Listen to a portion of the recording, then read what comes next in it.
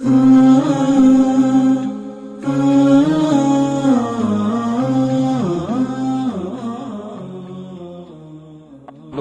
أولا على دخول هذه العشر، وأننا بفضل الله عز وجل أدركناها.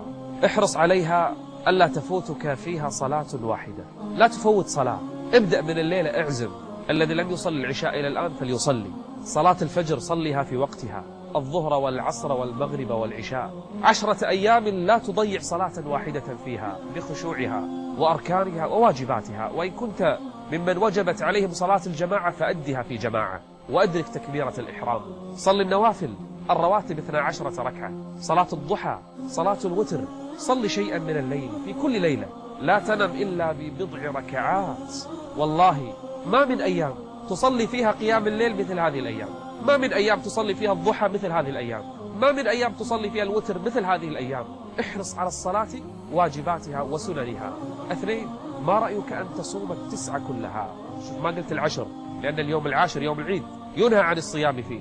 فإن كنت حاجا جاز لك 8، ومن صام يوما في سبيل الله بعد الله بينه وبين النار 70 خريفا. وهذه الأيام النهار فيها قصير، وما يشعر الإنسان ربما فينا لا بجوع ولا عطش. صيام هذه الأيام لا كغيرها من الأيام.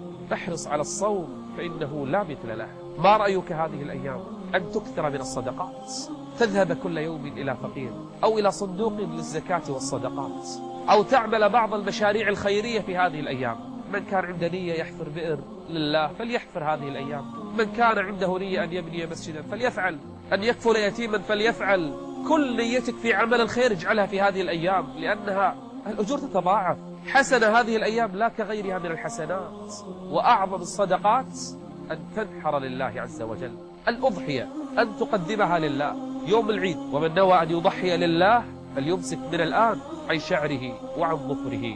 ومن الأعمال الصالحة التي تقضي فيها وقتك هذه الأيام ذكر الله كما قال عليه الصلاة والسلام، فأكثروا فيهن من التكبير والتحميد والتهليل. أكثر من الذكر والتسبيح والاستغفار. وكلما صار لسانك رطبا بذكر الله كلما ارتفعت الدرجات عند الله.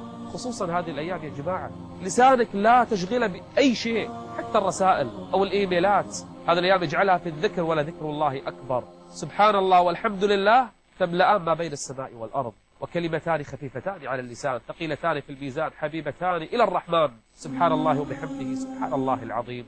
احرص يا أخي الحبيب على قراءة القرآن هذه الأيام، ترى سهل. تختم القرآن 10 أيام والله سهل، كل يوم 3 أجزاء ولا شيء. واللي لم يحج هذه السنة فليحرص على أن يصوم يوم عرفة، فإنه من صام يوم عرفة كفر الله عنه 2، سنة ماضية وسنة مقبلة. أرأيتم إلى الأجور، إلى الخيرات، بر الوالدين، عيادة المرضى، اتباع الجنازة، صلة الأرحام، الكلمة الطيبة، أي عمل صالح في هذه الأيام لا تبخل على نفسك فيها.